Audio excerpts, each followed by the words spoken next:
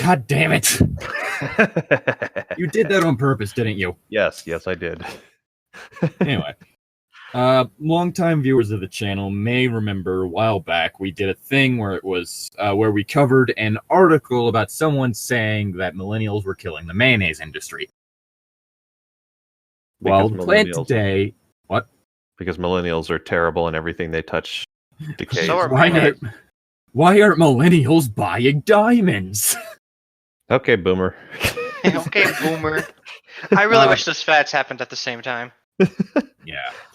But today we're going to be doing something similar with quite possibly the most infamous Pitchfork review ever done, aside from the one where they just put a 0.0 review for, score for the album, and all it had for the review was just a picture of two pugs in the text, "I'm sorry." In the text, "sorry." What? Yeah. Yeah. I'd rate that 5 stars. No. That was the review.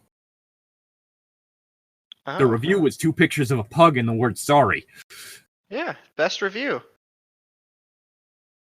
And basically, for anyone out there who doesn't know, Pitchfork is a pretty large music-based website, largely focused on reviews. And while it does have like a reputation for basically being up its own ass in its reviews, it has admittedly also brought a lot of well-deserved indie bands into the spotlight.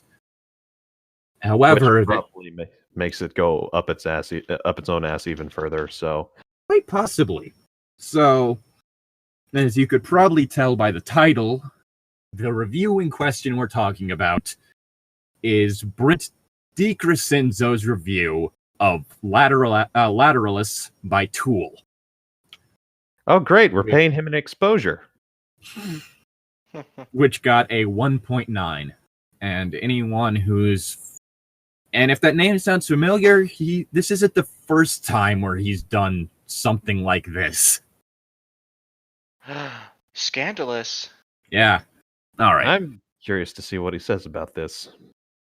Gonna start this off. Are you a Tool fan, Tom? I don't listen to them a lot, but the songs I've heard, I'm a pretty big fan of. But the one problem I have is the Guitar Hero songs take for fucking ever. Yeah, like I'm not an active listener, but most of the songs I've heard from them are all right. Yeah, they're kind of an iconic band, and they're pretty good for the most part. I mean, like, there are bands out there that I'm just like, why did this get big? This isn't one of them. Mm-hmm. And I don't even know what a tool is. Well, you see, it's an implement used in order to complete a job. Like a screwdriver, or a wrench, or a ruler. Anyway, to start us off, Eric Partridge's Dictionary of the Underworld, 1998 NTC/Contemporary Publishing, a lexicon of 19th century street slang, defines the idiom "pitch the fork" as to tell a pitiful tale. The term appeared printed in 1863 in Story of a Lancashire Thief. Yes, this is how this opens up. Lovely. I hate it already. Brummagem Joe, a cove, fellow, or dude, if you will, Sorry. as could patter or pitch the fork with anyone. At last, the secret motivation of my shtick and entomology behind our name can be revealed. These reviews have been less critique than loquacious concept reviews by an entertaining tramp. So you'd think an 80-minute opus by Tool would be right up our alley. You'd be wrong. Yeah, I'm ready to pitch you with a fork, buddy. I'm ready to pitch your fork. Undertow, Tool's 1993 debut LP, took studio skill and overtrained chops to metal with aplomb. It was Rush Sabotage. As emotional, melancholic, melodic metal goes, the cultural impact of which will be felt to the reader, it opened doors for bands like the Deftones and to some degree Limp Bizkit. However, Tool have always possessed a latent understanding of absurdity and comedy. Their videos look like Tim Burton's stop-motion goth Primus. But with popularity and praise, Tool's shadowy tongue-in-cheek turned into simple biting of tongues. Fuck. /XC6 and Nima spiced their sound with electronics and industry, as was the trend at the time. Now, with the early new century demanding opuses, Tool follows suit. The problem is, Tool defines opus as taking their defining element, wanking sludge, and stretching it out of maximum digital capacity of a compact disc. Fucking hell. This guy sounds like the kind of guy I'd want to just grab his fucking overpriced latte and dump it down his shirt. I'm pretty sure I've run into this guy working behind the counter of a record store. Dictionary of the Underworld also offers several definitions for Tool, including a small boy used to creep through windows, to steal from women's pockets, and to loaf, too idle to do nothing in particular. All of which oddly strike the nail on the head in relation to Lateralus. Lateralist? Lateralus is the name of the album. Oh. I mentioned that at the beginning. Sorry. And now the obligatory pitching of the fork. My Summer Vacation by Crispin Ferbert, Miss Higgins, English Comp 901. I believe that music comes and goes in cycles, and some of us are lucky enough to ride the crests. The men in my family are perfect examples of this. Initially, I thought that perfect music appeared every 16 years, which is also the number of years between Ferbert generations. My dad was born in 1971. In that year, landmark albums were released. There were Nursery Crimes by Genesis, the first with Phil Collins, Yes album by Yes, Aqualung by Jethro Tull, and In the Land of Grey and Pink by Caravan. Aqualung's a good album. I really like it. Also, yes, you did hear this right. This suddenly turned into a fucking English essay. Yeah, but nice. An English essay would probably be less windbaggy. Like this. Yeah. My grandpa skipped out on Vietnam because Jimi Hendrix told him to. Fuck off. And he moved to Canterbury. Don't you fucking shit talk, Jimmy. Which is in the United England. There he got married to my grandmother, who used to sell baked goods to people at concerts, and they had my dad. After the war, they moved back with a box of awesome records, like the ones I mentioned. I think it was Cosmic or Fate or something that my dad was born in the exact same day Chrysalis released Aqualung in March of 1971. Jump ahead 16 years later, and my dad got this girl pregnant, who turned out to be my mom. It was 1987, and a whole bunch of lame dance music was ruling the world, like Hitler or Jesus or something.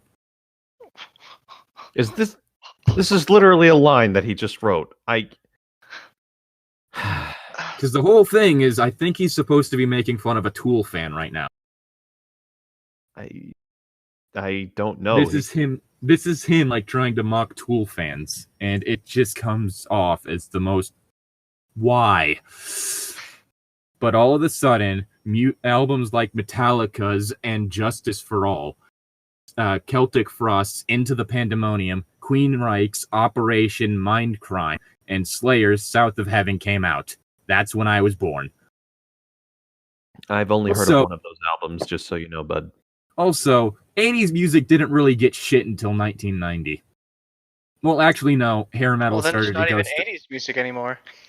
Actually, no, because music-wise, the 90s didn't start till 1991, because that's when fucking Nirvana started up. Until then, it was just the corpse of 80s. It was the dead horse of hair metal. Oh. And all those terrible, terrible rock ballads and the makeupless era of Kiss. A.k.a. Worst Kiss. They had a makeupless era?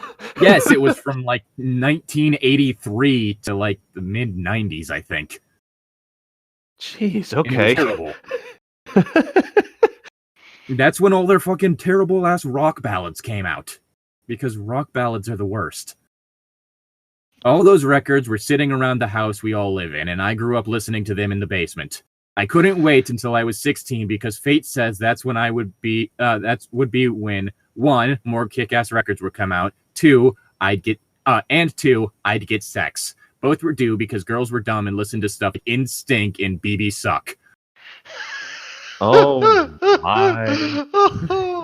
Oh no! Just Oh no!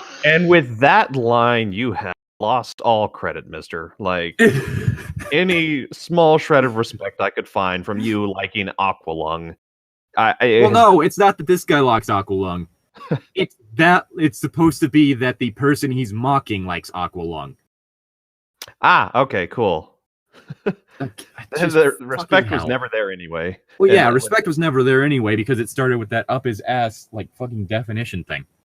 Mm-hmm. But after this summer of 2001, I've had to rethink my entire cycle theory. Like maybe the cycles of music are speeding up as time goes forward. Since two basic things happen. Tool put out Lateralus, and I saw Tool in concert. I feel like, because this is supposed to be someone who, when were they born? 1983. Fuck. 2001 minus 1983. That'd be 18 years. 18 years? Mm-hmm. I thought the cycle was supposed to be 16 years. Mm-hmm. 16 would be 99 from 83. Huh. Okay. I felt like this record was made for me by super smart aliens or something, because it's like a cross of 1971 and 1987. Imagine like Peter Gabriel with bat wings or a flower on his head singing while Lars Ulrich, not Ulrich, holy shit. While Lars Ulrich and Rick Wakeman just hammer it down. It's the best Tool record because it's the longest. Okay, first of all, fuck you, Rick Wakeman. Rick Wakeman is amazing. Also, nobody goes out thinking this is the best album because it's the longest. Don't ever try to pretend that like some idiot teenager is going to think that. No. If anything, they'll think it's the worst because it's the longest. Because as a teenager, I know I had a very small attention span, even smaller than I have now, and that's saying something. Like, save for fucking Green Day's American Idiot album. That shit doesn't tend to work. And that was just because American Idiot had enough fucking energy to carry it through. It had nothing to do with the length. Is that the longest album? Not entirely sure if it's their longest, but it was the one where they basically did a punk rock opera, so all of the songs were longer than usual. Punk rock songs tend to actually be very short. Yeah, no, and that was one of the things that I like about American Idiot is all the songs blend together. So yeah, and like the songs were longer than you'd expect from a punk rock album because of the fact that it was a punk rock opera, which typically involves longer songs. I mean, hell, they did basically a 9-minute song that got radio play for its full length. Like, after that as a single. Like, that never happens. Anyway. All summer I worked at Gadzooks, folding novelty t-shirts, and on break I would listen to Lateralus because the store just plays hip-hop and dance. My manager would always get on me for taking my breaks 20 minutes too long, but that's how long the album is, and it just sucks you in. It's like this big desert. Like this big desert world with mountains of riffs, drum thunderstorms just roll across the sky. The packaging is also cool, since it has this clear box with a skinless guy, and as you turn the page, it rips off his muscles and stuff. Tool's music does the same thing. It could just rip the muscles and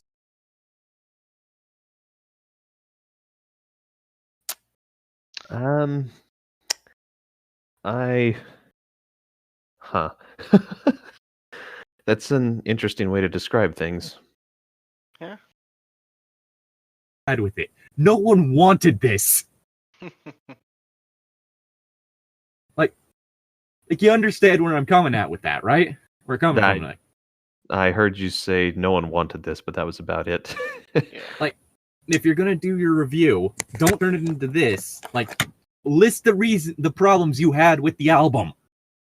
Yeah, and back on the topic of saying like, oh, something's the longest, therefore good. Why don't you take your own advice and oh, I don't know, make your sentences less complex. Just Or make your review shorter. that too. This is becoming a text version of fucking Mahler review. Mm-hmm. Like, oh god. But yeah, like, if you're going to review something, review it. Explain why you think it's bad. Mm-hmm. Explain what problems with it. Explain what's good about it. Explain, like, It's almost like he's trying to meet like a minimum requirement for how long something is. Like we've all done it, like when we're writing English essays, just writing things out longer just to meet the page or 2-page requirement or whatever. Like that's what he sounds like he's doing here. Just no reason for it. Just adding unnecessary like fluff. instead of actually reviewing, he just decided to make fun of the fans of it. Mm-hmm. Yeah, that's not reviewing. Even we don't do that. Mostly. I wish we could. No, we don't go after the fans. Sometimes we go after the writer, even though we really shouldn't. Yeah. It could just rip the muscles and skin off of you. I think that's what they meant. So my manager will be like, hey, there's a new box of Blunt Simpson shirts I need you to put out, and the original Jackass shelf is getting low. He's a vegan, and I would buy him Orange Julius because he didn't know there's egg powder in there. What the fuck is wrong with you? Again, he's trying to make fun of Tool fans by just painting them as a bunch of jackasses. Ironic, is it not? Isn't it ironic? IRONICINOI. It's ironic. Do it. Join the dark side. On your wedding day. Oh, God. The first song is called The Grudge, and it's about astrology and how people control stuff. I thought it was about somebody having a grudge. Fuck. Okay. Maynard sings like a robot or clone at the opening, spitting, wear the crutch like a crown, calculate what we will not tolerate, desperate to control all and everything. Tool know about space and math. It's pretty complex. Saturn is sins, but not 1 but 10. Oh, fuck, I'm trying to remember. Because it actually is using, like, this one phenomenon involving Saturn as, like, a metaphor for, like, mistakes and shit like that. But, God. He sings, no doubt, and REM sang out that too, but those songs were wimpy and short. Maynard shows his intelligence with raw stats. I think there's meaning behind those numbers. Like calculus. He also mentions prison cell and tear it down and controlling and sinking deeper, which all symbolize how he feels. 7 minutes into the song, he does this awesome scream for 24 seconds straight, which is the longest scream I've ever heard. Then at the end, there's this part where Danny Carey hits every drum he has. He sounds like me when I would review a music video or like just songs in general. I'd be like, Yeah, I don't know. You shouldn't sound like Zane reviewing a thing. Really, because I do not care enough about a lot of this kind of stuff. So you're not getting a proper review when I'm doing it. So Zane, what did you think of that movie? It existed. It existed. People were talking. I mean, there was closure. That was a nice part. There was dialogue. There was closure. There was clothes. Yeah. Pretty much, that was about it that I remember. The popcorn was pretty nice. Wait, no. That's not... Oh, God. This wall of drums just pounds you. Then the next song starts, and it's wild and trippy. Tool are the best metal bands that can get trippy. Almost pretty, but in a dark way. Then just really loud. Most bands just too loud. So Tool is more prog.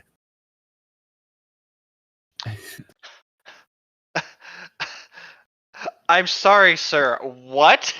Prog, progressive rock. But like, okay, but because they're louder? God. Again, it's one of those things of, like, he's just trying to paint, like, again, this is supposed to be from this perspective of, like, a quote-unquote stereotypical Tool fan. So it's trying to paint them as just a whole bunch of dipshits. Everyone's a dipshit because they're not me. They should listen to me. I know what I'm talking about. No one else does. Only Meh. I know good music. Danny Carey is the best drummer in rock. Dispute that, and I know you are a dunce. I made a list of all his gear from the June issue of Modern Drummer. Drums. Sonar Designer Series, Babinga Wood, 8x14 snare, bronze, 8x8 tom, 10x10 tom, 16x14 tom, 18x16 floor tom, two 18x24 bass toms. Cymbals, I think that's paste. 14-inch sound edge dry crisp hi-hats, 6-inch signature bell over 8-inch signature bell, 10-inch signature splash, 24-inch 2002 China, 18-inch signature full crash, number 3 cup chimes over number 1 cup chime, 18-inch signature power crash, 14-inch signature micro hat, 24-inch signature dry heavy ride, 22-inch signature thin china, 20-inch signature power crash. Yeah, I'd like 2 number 9s, a number 9 large. Electronics. Since SDX pads, Korg Wave drum, Roland MC 505, Oberheim TVS. Oh, you think this is Hardware. something? Wait until you listen to Emerson, Lake and Palmer's drum lineup. Oh my god. What? I'd like a number 10 extra dip. Hardware. Sonar stance. Sonar stance. Sonar. Axis or Pro Mark hi-hat stand. Axis or Pearl bass drum pedals with sonar or Pearl beaters. Loose string tension but with long throw. Heads. Evan Power Center on bass batter. Medium high tuning, no muffling. G2S on tom batters with G1s on G2s on tom batters with G1s underneath. Medium tuning with medium head higher than batter. EQ3 bass drum batter with EQ3 resonant on front. Medium tuning with EQ pad touching front and back heads. Sticks. True line Danny Carey model wood tip. Okay, but what did the drummer have to eat last night? That's the real Ham question. sandwich with bologna on rye bread. Hold the mustard. Pringle. Sour cream and onion Pringles on the side. Zane, I think you described it. Coca-Cola. You start doing the 2 number 9s thing. For real. This dude just turned into fucking Big Smoke. But with drum equipment. Mm-hmm. What the actual fuck? I mean, I'm sure there are plenty of like drum tech heads who are like, "Oh man, that's a really cool set," and like just looking over that. But like for the casual reader, this is really grating. And again, this isn't a drum tech head. This is a guy making fun of a hypothetical child. Yeah, What the actual fuck? man, this guy's an idiot. He has his own sticks even. In Schism, the double basses just go nuts at the end. They also do in Eon Blue Apocalypse, and in The Grudge, and in Ticks and Leeches. And nobody uses more toms in metal. You can really hear the 8x8 and 10x10 toms in the opening for Ticks and Leeches. Over the summer, I counted the number of tom hits in that song. It's 1,023. Wow, people really like to hit Tom.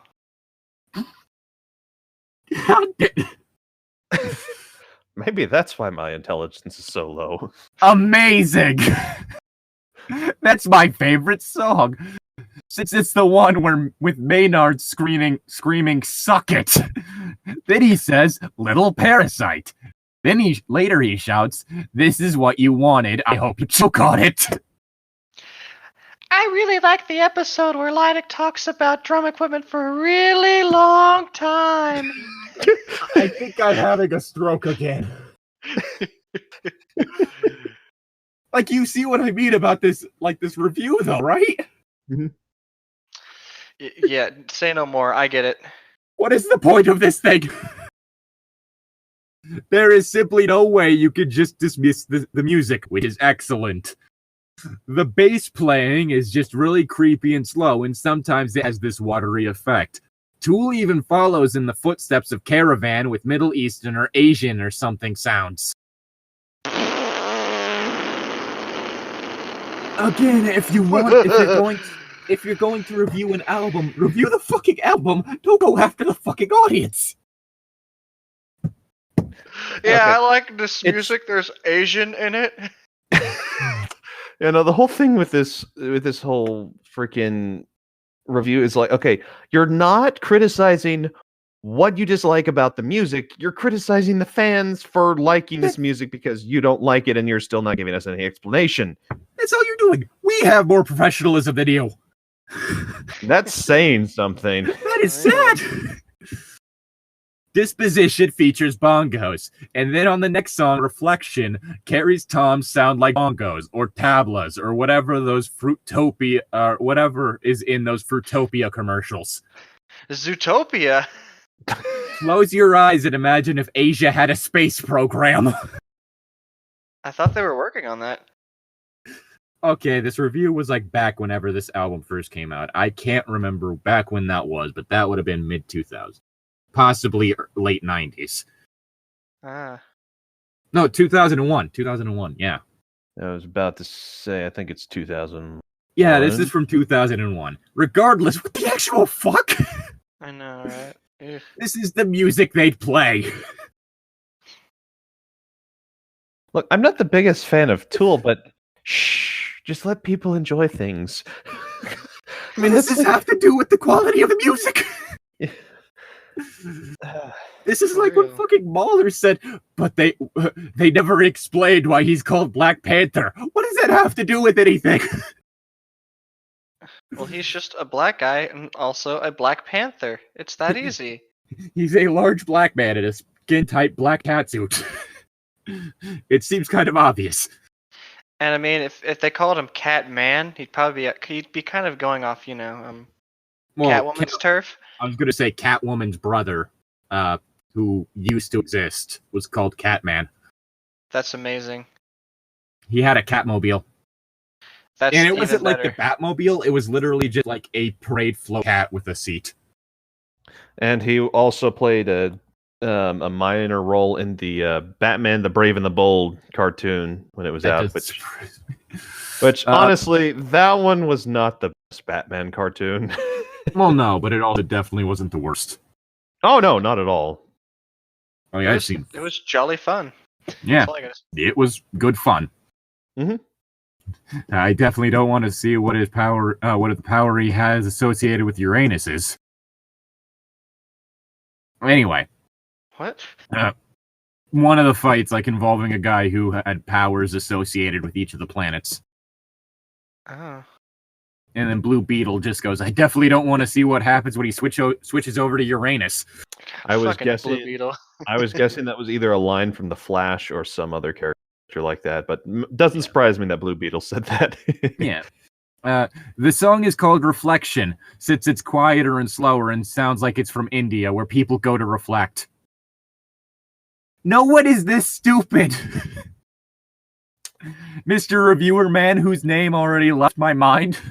Yeah, I've met quite a few people who are not very smart, but nothing to this depth is stupid. This sounds like a freaking cartoon character.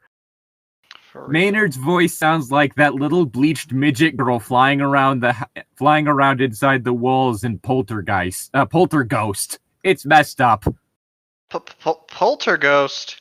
Yeah, Polterghost. Even Zane knows that's not the right name.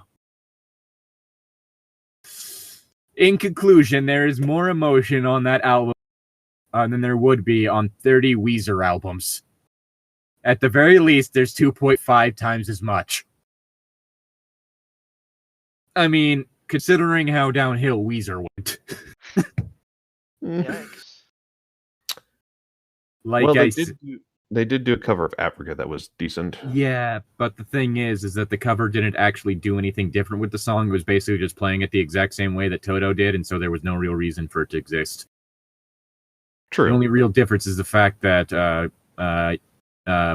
holy shit, Weird Al Yankovic was there, and I just realized I'm wearing the Amish Paradise shirt. Nice. But yeah, like that was the only big thing with the song. Other than that, it was exactly the same. It sounds just about the same as regular Africa. So there's no real reason for it to exist. Like, I'm not a fan of Disturbed, but at least like they did something different with Sound of Silence. Oh man, that's like, a great cover. If you're going to do a cover, don't do the exact same thing. Make it your own. Make it your Otherwise, own. don't do a cover. Make it your own. Do it just as well or better than the original. Hell, I'll even give Alien Ant Farm credit for when they did Smooth Criminal because at least it was different. Mm-hmm. Like I said, it's messed up like the world, which makes it very real. I don't think I'm going to have a kid this year. But that's also a good thing. Just imagine the Tool record that will come out in 3 years, according to my theory. It will be the future, and albums can be like longer with better comprehension and technology. Even as amazing as Lateralus is, I feel like there's a monster coming in 3 years. Music comes in cycles and works on math, and my life and Tool are proof of that for sure. You see, the only criticism he seems to be drawing from the album is that it's too long. Yeah, it doesn't explain anything that's actually like wrong with the album. Yeah, it's just... The problem is that it's too long. What? And possibly that it rocks too hard. And he throws shade at Jimi Hendrix for like saying, hey, don't fight in Vietnam? What? Why you gotta bring Jimmy into this? What did Jimmy do to you? Jimmy did like the best. Jimmy did the best version of the American anthem, in which it's also a protest piece. And let him rest in peace in his grave. Let the man who played flaming guitars with his teeth rest in peace. Jesus Christ, that sounds fucking metal. Yes. Jimi Hendrix was pretty metal. Yeah. Yeah, let him fucking rest in peace, Brent DeCrinzy. Fuck. Nah, who cares? It doesn't matter. He's probably dead. I'm trying to remember, because there's a few what the fuck? Jesus Christ! I'm trying to remember, because there are a few others that it's like, what the actual fuck, man? Oh god, 2 of them are like redos. I think. Oh no, wait. It says best new album, because there were a few I know that they've gotten rid of. Okay, I'm gonna look at his reviews themselves. Okay, that's not all of his reviews. Let's go show all, because there are a few others that it's like, what the actual fuck? Oh god, what did he have to say about Elephant by White Stripes? Might check that later. Let's see. Oh, Kid A by Radiohead. That was one that he shit-talked. Because Kid A is considered to be like one of... is considered by some people to be one of their best albums. Okay, that has a 10. Oh, now this is the one that makes no goddamn sense. Kid A by Radiohead, it opens up with, I had never seen a shooting star before. And, like, the entire thing I'm is a head just, out. I'm done. Oh, God. Like, this guy has, like, a good number where it's just, what the actual fuck is this? Drugs may have been involved. That wouldn't surprise me. Okay, I think there's another... There's like at least one more where it's like, what the actual... Get Up Kids, something to write home about. That's one where... Okay, Get Up Kids was one of like the early emo bands. And the entire time he calls them pop. This man had never apparently heard of emo. Which if you're going to review an emo album, review, like, know what that is. Anyway. Summertime, and you know what that means? Gonna go to the beach, gonna do some beachy things. God, what the fuck? Beach time. Beach time. I'll go to the beach. Listen. Anyway, this is where we're gonna leave this. Jesus Christ, this. You know what? Maybe it's good that like fucking Pitchfork's planning on putting themselves behind a paywall by the end of the year. That way they get less traffic.